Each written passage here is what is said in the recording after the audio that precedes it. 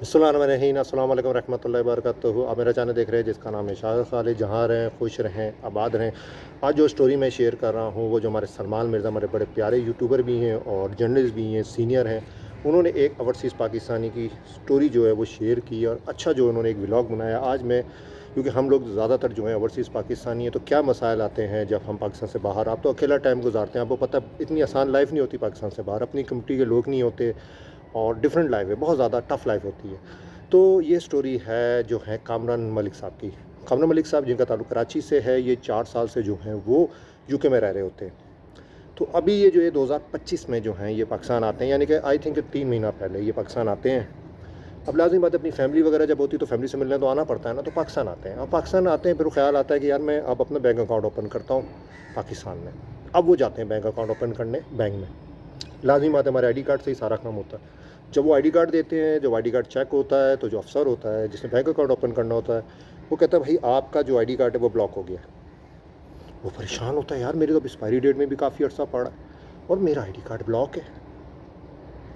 अब वो उनको मशवरा देता है, जो बैंक अफसर होता है, आप जाए नादरा के पास, आपका आईडी कार्ड ब्लॉक है, इसको अनब्लॉक कराएं। ठीक है, वो जो है कामरान मलिक साहब चले जाते हैं किधर, नादरा के ऑफिस। जब नादरा के ऑफिस जाते हैं ना, ये होता है सरप्राइज़ और वो हिल जाते हैं। यानी कि बहुत बड़ा सेटबैक है भाईजान, बहुत बड़ा सेटबैक है। क्या सेटबैक है? जब वो नादरा के ऑफिस जाके अपना आईडी कार्ड देते हैं ना, तो वो आईडी कार्ड को जब वो चेक करके कहते हैं भाई ये शख्स जो है इसका इंतकाल हो गया है आज से 2 साल पहले और इसका डेथ सर्टिफिकेट बाकायदा जमा हो गया, ये डिक्लेयर हो गया है पाकिस्तान की गवर्नमेंट के रिकॉर्ड में, नादरा या यूसी लेवल में, कि ये शख्स का इंतकाल हो चुका है। मेवा शाह आई थिंक के कराची में कब्रिस्तान, उधर इसको तफवीन कर दी गई, इसको दफना दिया गया। लाज़िम बात है, वो बंदा परेशान हिल जाता है, यार मैं तो ज़िंदा हूँ लेकिन मेरी फैमिली ने, यानी उसकी फैमिली ने, उसकी वालदा ने उसको मुर्दा डिक्लेयर करवा दिया है। बाकायदा उसका जनाजा और तफवीन जो है वो मेवा शाह आई थिंक के कब्रिस्तान कराची में, वहाँ उसको तफवीन की है, दफना दिया गया। अब वो बंदा परेशान, लाज़िम बात है, अब फैमिली से एतबार उठ गया। अब ऐसा क्या रीज़न हो सकता है रीज़न कि 4 साल तक ये बंदा यूके रह रहा था, जो पैसा ये भेज रहा था उस पर प्रॉपर्टी बनाई गई, या फैमिली के पीछे प्रॉपर्टी थी। तो माँ जो थी, जो उसकी कामरान मलिक की वालदा थी, वो प्रेशर में आके जो दूसरे बच्चे थे या बेटा था, इनको जो है मुर्दा डिक्लेयर करके उसके नाम पे ऑटोमेटिक प्रॉपर्टी चली जाएगी। लाजमी जितने हिस्सेदार होते हैं, अगर एक भी इंतकाल हो जाए और उसके अगर आई थिंक के बच्चे वगैरह ना हो, तो फिर ऑटोमेटिक प्रॉपर्टी जो है वो भाइयों के नाम चली जाती है। अब माँ को बेटे का प्रेशर था, क्या था कि उसने अपने जीते जागते बेटे को जो यूके में रह रहा था उसको जो है मुर्दा जो है वो डिक्लेयर कर दिया। अब इन्होंने लाहौर जो है कराची हाई कोर्ट में दरख्वास्त जो है जमा कराई है, बाकायदा केस जो है उनका लग गया। तो जो पेशी हुई उसमें एक सवाल उठा कि भाई अगर ये मुर्दा डिक्लेयर थे, यानी कि इनका आईडी कार्ड जो है ब्लॉक हो गया, तो ये पाकिस्तान कैसे आए?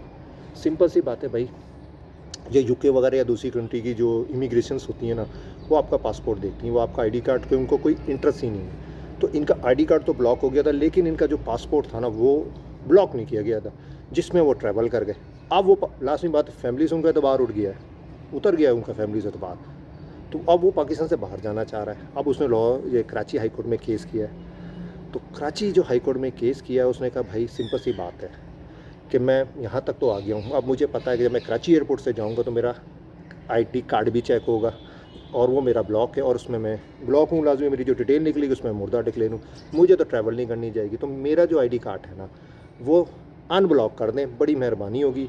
जो हाई कोर्ट है वो ऑर्डर दे नादरा को कि जो रिकॉर्ड में मुझे मुर्दा शो कराए, मैं ज़िंदा हूँ, ये जी जागता बंदा हूँ, ये मेरा पासपोर्ट, ये डॉक्यूमेंट है, मुझे ये ज़िंदा शो कराया जाए, ताकि मैं, बड़ी मेहरबानी कि मैं पाकिस्तान से अब यूके जाऊँ। हो सकता फिर मैं वापस ना आऊँ, क्योंकि मेरे साथ जो हुआ है कि मेरी अपनी फैमिली ने जो है मुझे मुर्दा डिक्लेयर कर दिया। ये है जो स्टोरियाँ जो ओवरसीज़ पाकिस्तानियों के साथ अक्सर मामलात होते हैं। वो मेहनत कर रहे होते हैं, कमा रहे होते हैं, अपनी ज़िंदगी, अपनी जान, अपनी एनर्जी चौनी लगा देते हैं, लेकिन जब वो पाकिस्तान आते हैं तो इस तरह के हालात। लेकिन ये तो डिफरेंट वाक़या इसलिए कि एक बंदे को, जीते जागते बंदे को उसकी वालदा ने मुर्दा डिक्लेयर कर दिया। और मुर्दा डिक्लेयर करने का फ़ायदा, कोई प्रॉपर्टी का इशू था, क्या था? लाज़िमत एक बंदा जब मुर्दा डिक्लेयर हो जाएगा तो ऑटोमेटिक प्रॉपर्टी जो है दूसरे भाई के नाम हो जाएगी। आज के लिए इतना ही, बस मैं आगे क्या बोल सकता हूँ, ये चीज़ें ओवरसीज़ पाकिस्तानियों के साथ बहुत हो रही है। आज के लिए इतना ही, बस दुआ में याद रखिएगा, कमेंट में ज़रूर बताइएगा। अस्सलाम वालेकुम रहमतुल्लाहि व बरकातहू।